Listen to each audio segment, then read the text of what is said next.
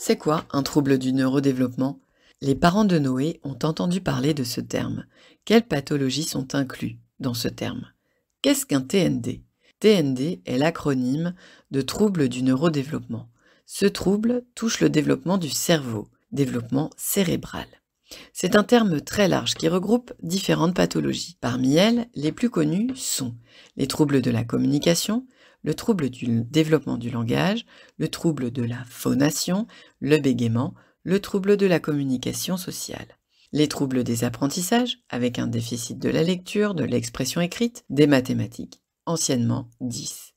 Le trouble déficitaire de l'attention, avec ou sans hyperactivité, le trouble du spectre de l'autisme, le handicap intellectuel et le trouble d'acquisition des coordinations, anciennement dyspraxie.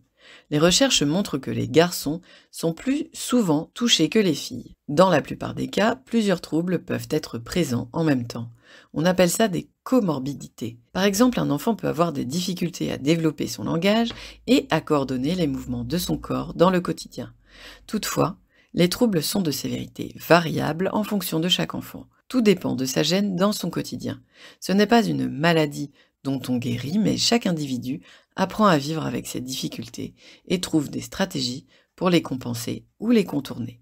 Qui consulter pour savoir si Noé a un TND? Quelle que soit la difficulté, le pédiatre ou le médecin généraliste va envoyer le patient consulter les professionnels paramédicaux. Il va rédiger des ordonnances pour effectuer des bilans. Il est important que les parents puissent décrire à leur médecin leurs inquiétudes et les signes qu'ils ont observés. Le médecin pourra alors orienter Noé vers les professionnels les plus adaptés. Tout dépend quel type de difficulté l'enfant va présenter. Si les difficultés sont en lien avec le langage oral ou écrit, les apprentissages, la lecture, l'orthographe ou les mathématiques, il faut s'orienter vers l'orthophoniste.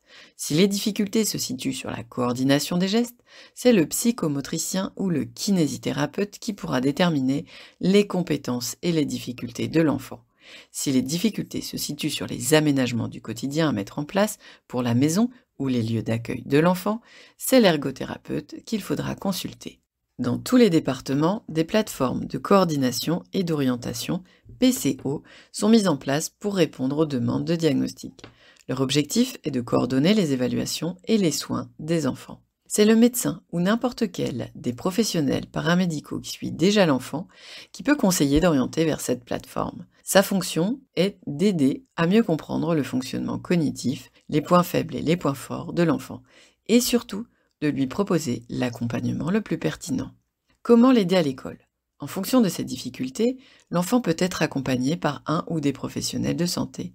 Ils sont les premiers à pouvoir apporter des réponses aux difficultés du quotidien. Il est également important que l'école puisse mettre en place, si nécessaire, des adaptations pour faciliter la scolarisation de l'enfant. Ces aménagements sont à discuter avec les professionnels entourant l'enfant, orthophonistes, psychomotriciens, ergothérapeutes, neuropsychologues et bien sûr les enseignants. Il peut parfois être nécessaire de constituer un dossier auprès de la MDPH, Maison départementale de la personne handicapée, afin d'obtenir certaines aides financières ou matérielles. Parfois, l'enfant a besoin de plusieurs rééducations et si celles-ci sont longues, une demande de CESAD, service d'éducation spécialisé, et de soins à domicile peut être proposée afin d'accompagner les enfants plus grands, généralement à partir de l'école primaire. Certains enfants n'ont pas besoin d'être accompagnés très longtemps. Les suivis sont donc de durée différente en fonction des situations, des enfants et de leurs difficultés. Et plus tard, même si on ne guérit pas d'un trouble du neurodéveloppement, chacun continue de progresser à son rythme. Grâce aux soins, aux activités scolaires et celles de la maison, il progressera et trouvera ses propres stratégies pour contourner ses difficultés. Il s'entraînera avec les professionnels de santé sur ce qui lui est utile pour être autonome. Il apprendra à utiliser ces stratégies. Chaque stade de la vie peut être l'occasion de nouvelles adaptations. Par exemple, tous les examens scolaires peuvent être adaptés aux difficultés de l'enfant.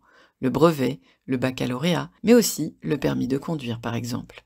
Tous les examens peuvent être adaptés en cas de trouble des apprentissages. Un trouble du neurodéveloppement touche le développement cérébral et peut avoir différentes conséquences. Langage, motricité, attention, apprentissage. Il est important de consulter son pédiatre ou son médecin généraliste afin de pouvoir réaliser les bilans auprès des professionnels adaptés, orthophonistes, psychomotriciens, ergothérapeutes par exemple. Les soins sont plus ou moins longs plusieurs mois ou plusieurs années, et des pauses thérapeutiques sont proposées. L'objectif est de rendre l'enfant autonome et fonctionnel dans sa vie et son quotidien.